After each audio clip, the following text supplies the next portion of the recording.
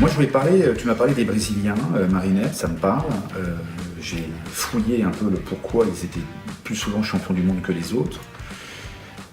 Et entre autres, ils ont un rituel. Ils ont un rituel par rapport à la croyance. Par exemple, ils se signent. Les All Blacks ont un rituel. Nadal a un rituel.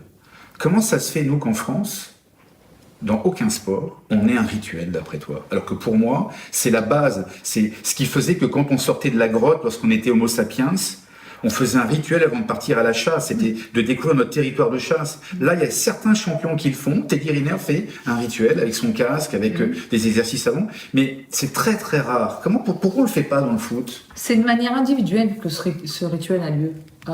Moi, j'avais un rituel. Les garçons de l'équipe de France en ont un, individuellement, dans la préparation, dans le trajet qui les mène de leur hôtel au stade. Bien souvent, c'est de se renfermer, d'écouter de la musique ou des morceaux choisis qu'ils écoutent systématiquement les mêmes, ou pas d'ailleurs, mais de se couper un peu du monde, de se couper un peu des journalistes, de se couper des bruits qui pourraient les perturber. Mettre un rituel collectif, c'est compliqué, parce que ça veut dire que tout le monde doit être en phase avec ce qu'on propose. Et on ne peut pas obliger, on ne peut pas forcer des athlètes à faire quelque chose qu'ils n'ont pas envie de faire. En tout cas, ce qui est de rituel, c'est ce rassemblement sur la pelouse qui vient instinctivement de la part de tous les joueurs. En France, tu le vois sur le championnat de France, tu le vois sur l'équipe nationale, on l'a vu encore hier avec les France-USA. On vient, on se rassemble, on se dit quelques mots.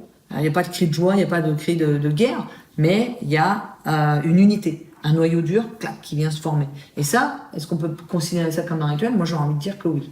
C'est ce besoin d'aller chercher l'énergie des uns et des autres pour le mettre au service du collectif et de se dire, voilà, maintenant, on est une boule, on est fort, on est un noyau, et on va avancer ensemble dans cette rencontre. Moi, je l'assimilerais à un espèce de rituel. Mais voilà, une fois encore, c'est ma façon de voir les choses.